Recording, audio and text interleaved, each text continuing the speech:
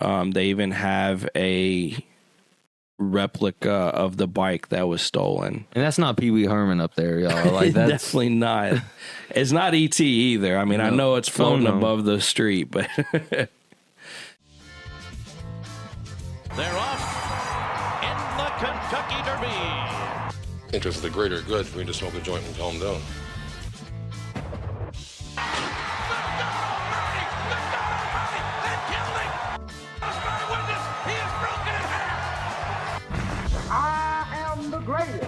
He'll fall an 8 to prove that I'm great. And if he keeps talking Jack, I'm going to cut it to 5.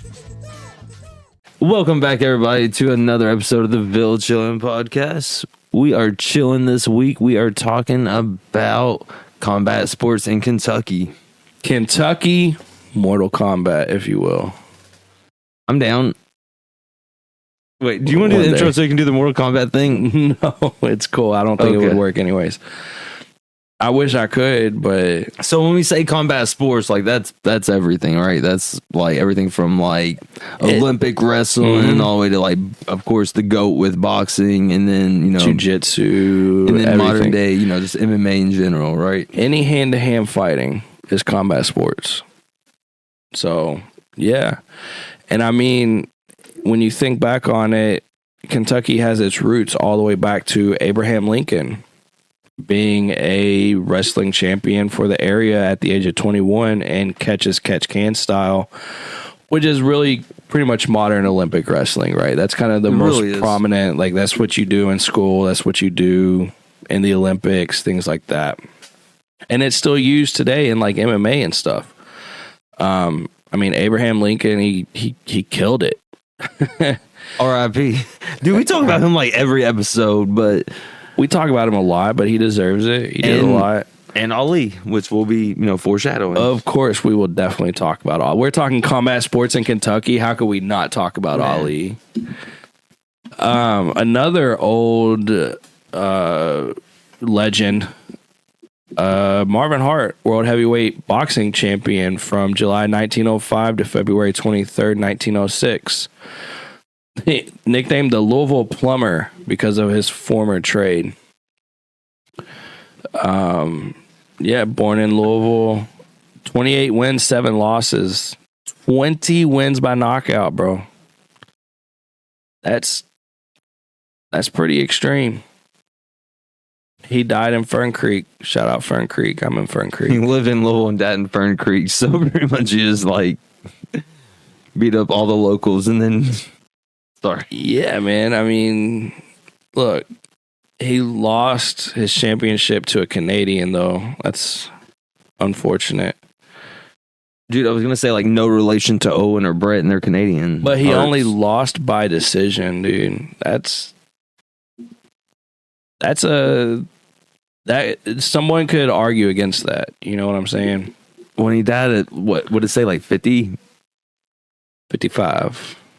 But speaking of another local, the GOAT. And it's Spalding University, Columbia Gym shown on the screen right now. But that's because the old gym that the GOAT, Muhammad Ali, learned to box at it became part of Spalding University. And actually, fun fact, at the end of this article, it says that in 2018, they renamed it the Columbia Gym in honor of that historic day and historic event. But anyways, we've talked about Muhammad Ali dozens of times over. We won't go too much into it, but in 1954, he attended an event at the Louisville Service Club, and he and his friends enjoyed free snacks and treats. When preparing to leave, Ali found that his bike was stolen. He was directed to the basement gym where he encountered Joe Martin, an off-duty Louisville police officer, and informed Martin of his intention to exact physical revenge. Martin, who ran the boxing program for the city out of the basement facility called the Columbia Gym, suggested Ali first learn to fight properly before seeking vengeance. So Joe Martin took Ali under his wings, and he's one of the first people to say that he was more on the promotional side, being the Louisville lip and all. He knew how to promote a fight. he ran a local television showcase called Tomorrow's Champions. And Ali later said that while Martin helped launch his career and open doors, Fred Stoner at Grace Hope in Smoketown is the one who taught him how to box. So between those two local legends, he became the GOAT, and he won an Olympic gold medal just 6 years later. Pretty wild. And I think he was only 18 at the time, which was unheard of. Yeah. He's the GOAT for a reason, man. The building itself is pretty cool, too. They even have a replica of the bike that was stolen. And that's not Pee Wee Herman up there, y'all. Like, that's definitely not. It's not E.T. either. I mean, no. I know it's floating above the street, but yeah, that's his bike, or a replica of his bike. But definitely can't forget the GOAT if we're going to talk combat sports in Louisville and Kentucky. And of course, this is by no means like an extensive list. These are just like the most prominent ones we could find, right? And he definitely helped kind of, I think, link the world of boxing into MMA, almost with his appearances in professional wrestling. Like whenever he wrestled, it was an unsanctioned wrestling boxing match between him and Inoki in Japan, Mm-hmm. Bradzilla's going to be there here soon. In Japan, yeah. Yeah, he will, dude. We're there. But that was one of those ones where it kind of like blurred the lines between those two different kind of sports, even though, one was more entertainment, but like it was kind of, I think, paved the way to make it to where, MMA was able to be thought of more legitimately or whatever as a sport. Well, I mean, Muhammad Ali's in the WWE Hall of Fame. Right, and he should be in the UFC one day. One day. Well, they're the same company now, so. They are. What is it, Titan or TKO or something? I have no idea. My bad, y'all. Another boxer from a little bit after that is Greg Page. He was an American professional boxer who competed from 1979 to 2001 and held a heavyweight title from 1984 to 1985. Born and raised here in Louisville, Kentucky, he was a regular sparring partner for none other than Mike Tyson, famously knocking down the then undefeated world champion during a 1990 training session. Dude, and he had over 76 fights. He had 76 fights, 58 wins, 48 wins by KO, and only 17 losses. That's a pretty dang good record, man. And especially in that short time, I mean, how long was he actually, if he was born in... He was fighting from 1979 to 2001, so about 20 years, 22 years. Is that right? Yeah, 22 years. Means he fought a lot. 76 fights in 22 years, man. That's a lot of fights. You got people today who fight maybe once a year. You know what I mean? Especially champions. They might fight once a year, maybe twice a year if they don't get hurt. It's a lot of fights. And it looks like he was at a gym at the Louisville Parks Department in the Cherokee Triangle neighborhood. Pretty insane. He first came to the public's attention by sparring several rounds with Muhammad Ali. So he got to spar the GOAT, and I mean he did his thing, man. He definitely gained his status, I guess. So yeah. Pretty awesome story there too. We definitely won't go into all of it, but I mean, looks like he fought Lennox Lewis. Like a lot of big name fighters, man. I mean, it sounds like almost like at one point, like the best and the second best, or at least the top two of the top 3 or 4 fighters in the world were here in Louisville, here in Louisville. So exactly, get him, Greg. Oh man, but when you want to talk about history of MMA, MMA is a different beast, right? It wasn't even a sanctioned thing in the United States until the early 90s. And it was only sanctioned in like Nevada, like the one place where they're crazy enough to hold like a no holds barred, the only rules were like no biting, no eye gouging. And that's about it. It was a crazy story. If you've never seen UFC 1, 2, 3, 4, 5, like definitely check them out. Okay, speaking of the history of MMA here in Kentucky. Oh, man. While it was the 15th state to join the union, by population, it's only 26th in the country. And I mean, a lot of states have a greater population with, less big fighters.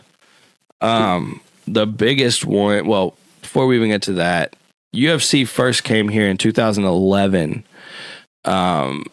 Diego Sanchez, I used to watch him a lot. I'm sure I've seen this fight, probably replayed. They came back for the fight for the troops and fought at Fort Campbell. Neil Magny, Yves Edwards. I remember Tim Kennedy, watched all of them. Yoel Romero, dude, Jorge Masvidal, and Michael Chiesa, dude. Those are some big names from at least when I was watching. I don't know if they still are. Bellator came in 2010, so even sooner. And one of these fighters actually we'll be talking about, he's actually from here. But the GOAT of Kentucky, Demetrius Mighty Mouse Johnson, man. I followed that man when I was actually watching UFC, and it was always awesome to see him fight, dude. Tiny dude. So for like the wrestling fans out there, he's like the Rey Mysterio, right? Of MMA, pretty much, like dude. Little dude. He's who like just like conquered the land of the giants. Like they had to make a whole new weight class just for that dude, right? Really, what are you doing? 5'3", 125, 135 on a good day. Yeah, they pretty much made a whole new weight class just so that he could fight in the UFC. Awesome story. He's a streamer now, and he's technically still fighting with One Japan. I think he's with One Championship, but he's a full-time pro gamer for World of Warcraft now. Wait, how old is he? 38. Yeah, 38. From Madisonville, Kentucky, man. He did wrestling, track, and cross country in high school. So he started out as a wrestler, but he became a jiu-jitsu practitioner, but then also a lot of his biggest fights were strikes. Like those are the ones that people really remember. Like he's landed some insane strikes to cause knockouts on people. Mighty Mouse, bro. Like that's one of those videos where you see like on a loop where it's just like back and to the left and the dude's just like knocked out standing before he hits the ground. Exactly, dude. He's insane. Yeah, 5'3", 135 bantamweight, but then he moved to flyweight 2012 to 2018. But then the UFC got rid of the men's flyweight division, and so he ended up going to One Championship, I think, is where he's at now. And Orthodox is not his religion. That's his fighting style. His stance. So that means he's not a southpaw. Exactly. Good call. Nailed it. Oh, man. Apparently there's another big fighter that was from here, Josh Clark. Couldn't really find too much about him, but apparently he's the hillbilly heartthrob. Pro record of 12-5, and these are old articles too. We need to go ahead and preface with that, but yeah, I don't know if he's still fighting. He didn't have a Wikipedia page, and I mean, I don't really trust some of those other pages that you can just kind of edit a lot easier, I guess. But some more information about some Kentucky MMA artists again. Of course, Demetrius Johnson is on here again. But you also have other people like where are they at? Brent Weidman. No, Alex Stiebling. Alex Stiebling, born in Louisville, Kentucky, lives in Louisville, Kentucky. Fought out of Indianapolis. He graduated from Trinity High School. And he was a wrestler at Trinity. They're pretty well known for their wrestling program too. Well, and then the years that he was fighting, it sounds like, like the wrestling, Olympic wrestling or whatever wasn't being taken as seriously, I guess, in MMA, right? So like the year he was getting in is, I guess, right after what is it, Dan Severn kind of like brought it in there, so like to switch it up from like more of the striking and submissions and the jiu-jitsu takedowns or whatever, more into like that. Yeah, Dan Severn was a big proponent of kind of making the catch wrestling a big thing in MMA. So it's like perfect timing for this dude to come in there and, with his Olympic background or, wrestling background to really bring that in there too, and him being local.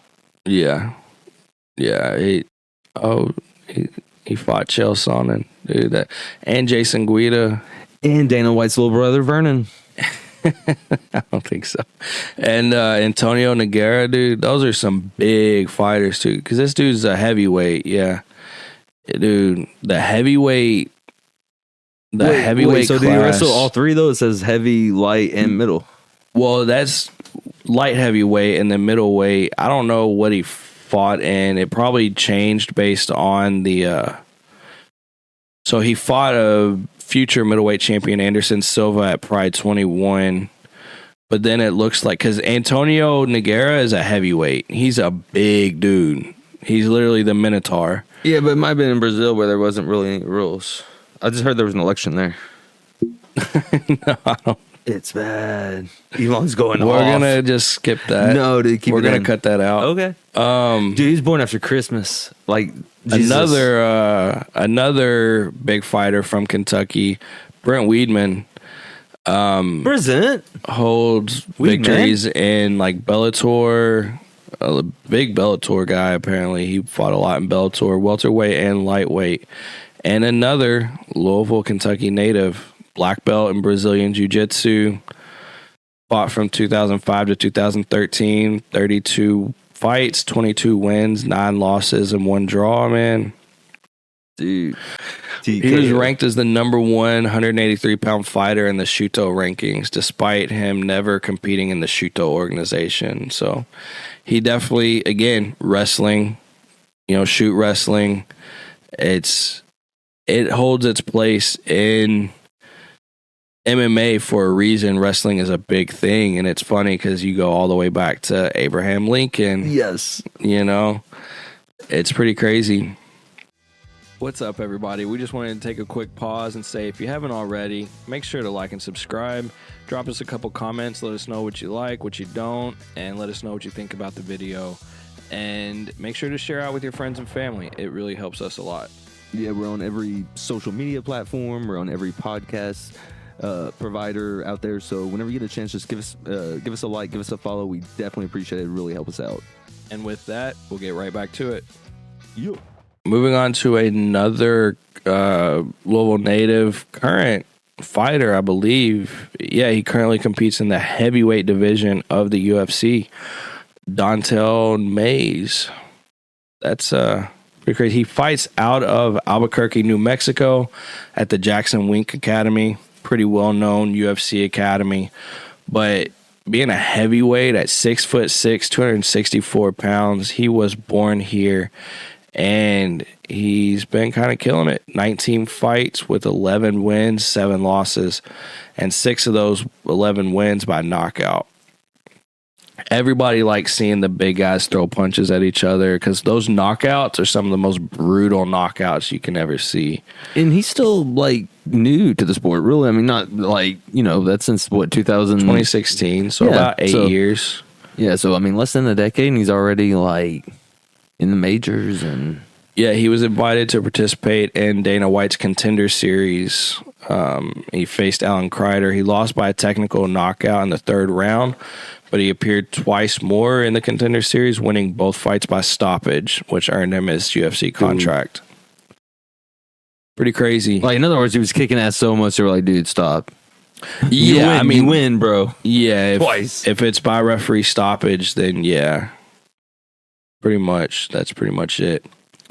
And I mean, that was a few years ago, and now here recently, like really what kind of brought this episode up is UFC at the Yum Center Fight Night. Yeah, that fight night that broke Breaking records. Smashes revenue records at KFC Yum Center on June 8th. Won't read the whole article, but essentially the attendance was 19,578 fans and generated a gross revenue of $2.5 million. It was huge for UFC. It was huge for the Yum Center. It was huge for the city. It was. We are thrilled to have hosted the highest grossing single day sporting event in KFC Yum Center history and the highest grossing US UFC fight night of all time.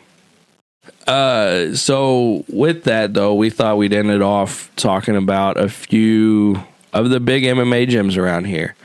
You got Area 502 MMA, big gym, lots of fighters. They got boxing classes, jiu-jitsu, kickboxing, wrestling, and they do quite a lot. I mean, they've got some championship members. If you want to learn MMA, learn how to fight. It's not Area 51, it's Area 502, and their techniques are out of this world, y'all. Go there this week. Oh god, Gracie Jiu-Jitsu bro. That of sounds Louisville. legit. Gracie Jiu-Jitsu of Louisville. So that's some very classic jiu-jitsu style, you know, the Gracie style. I mean, UFC was literally invented by Rorion Gracie. Royce Gracie was the champion for like the first 2 or 3 UFC events. And, you know, back then, to become the champion, you had to fight like 4 or 5 times in one night.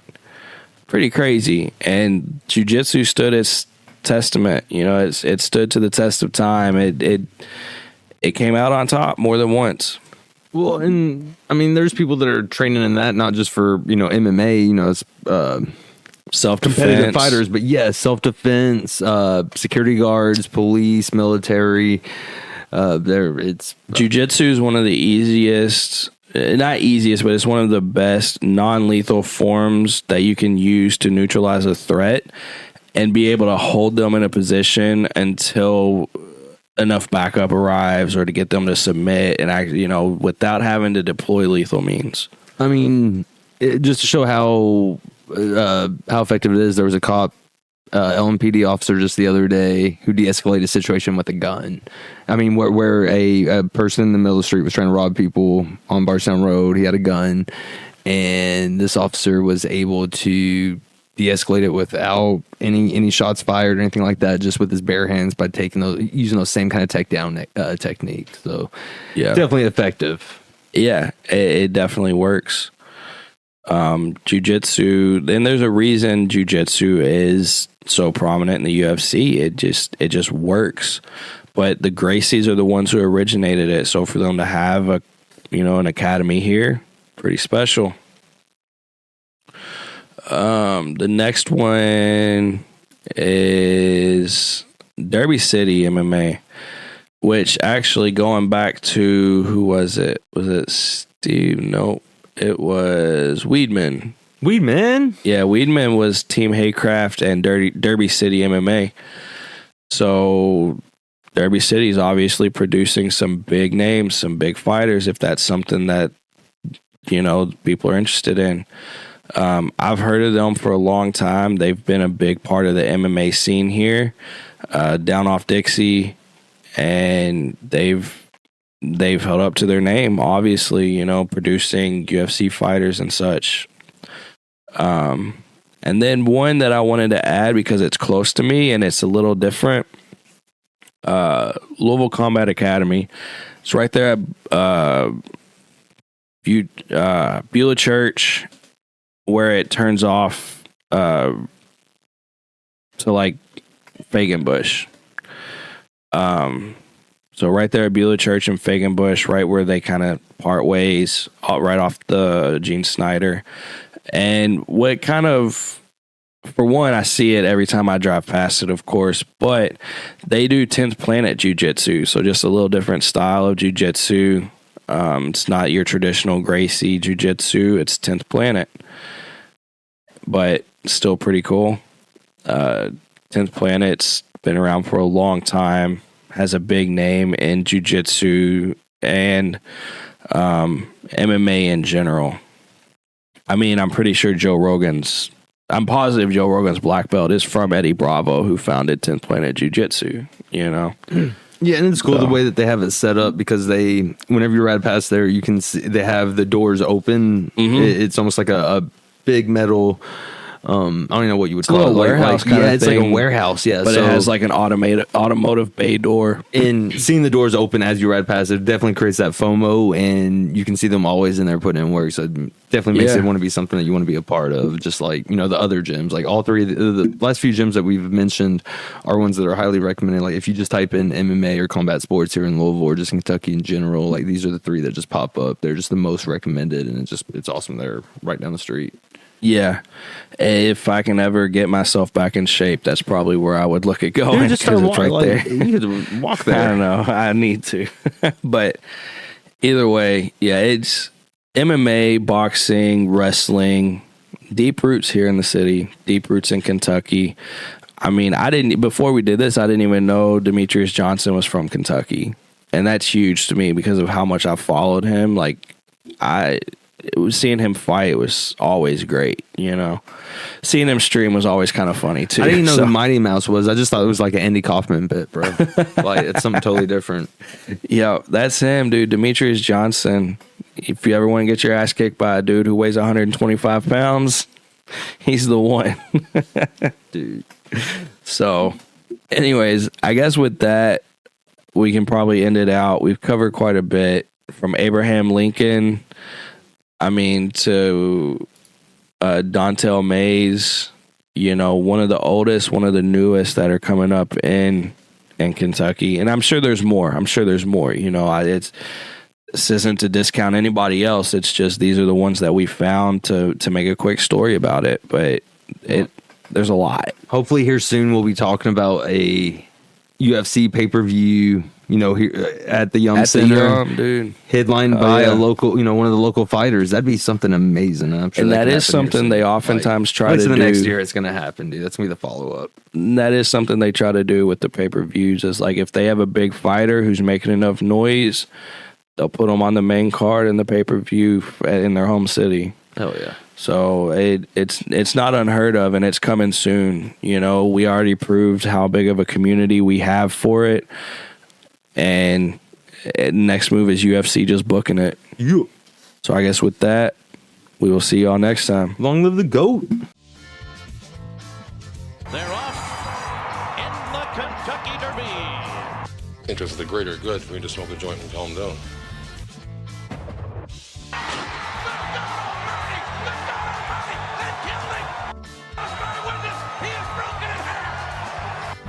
I am the greatest. He'll fall an ace to prove that I'm great. And if he keeps talking gas, I'm going to cut it to 5.